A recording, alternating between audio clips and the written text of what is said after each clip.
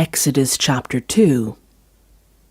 Now a man of the tribe of Levi married a Levite woman, and she became pregnant and gave birth to a son.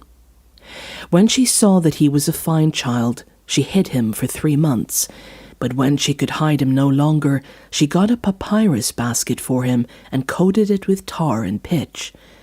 Then she placed the child in it and put it among the reeds along the bank of the Nile. His sister stood at a distance to see what would happen to him. Then Pharaoh's daughter went down to the Nile to bathe, and her attendants were walking along the riverbank. She saw the basket among the reeds and sent her female slave to get it. She opened it and saw the baby. He was crying, and she felt sorry for him. "This is one of the Hebrew babies," she said. Then his sister asked Pharaoh's daughter, "Shall I go and get one of the Hebrew women to nurse the baby for you?" "Yes, go," she answered. So the girl went and got the baby's mother. Pharaoh's daughter said to her, "Take this baby and nurse him for me, and I will pay you." So the woman took the baby and nursed him. When the child grew older, she took him to Pharaoh's daughter, and he became her son. She named him Moses, saying, "I drew him out of the water."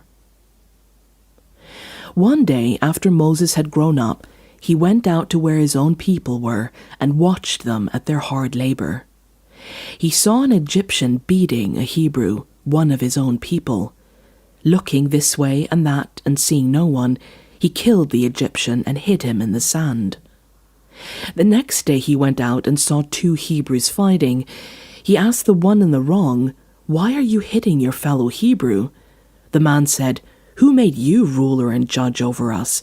Are you thinking of killing me as you killed the Egyptian?" Then Moses was afraid and thought, "What I did must have become known." When Pharaoh heard of this, he tried to kill Moses, but Moses fled from Pharaoh and went to live in Midian, where he sat down by a well. Now a priest of Midian had 7 daughters, and they came to draw water and fill the troughs to water their father's flock. Some shepherds came along and drove them away, but Moses got up and came to their rescue and watered their flock. When the girls returned to Reuel, their father, he asked them, "Why have you returned so early today?" They answered, "An Egyptian rescued us from the shepherds. He even drew water for us and watered the flock." "And where is he?" Reuel asked his daughters. "Why did you leave him? Invite him to have something to eat." Moses agreed to stay with the man, who gave his daughter Zipporah to Moses in marriage. Zipporah gave birth to a son, and Moses named him Gershom, saying, "I have become a foreigner in a foreign land." During that long period, the king of Egypt died.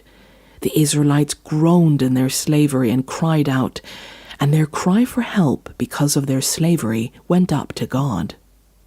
God heard their groaning, and he remembered his covenant with Abraham, with Isaac, and with Jacob. So God looked on the Israelites and was concerned about them.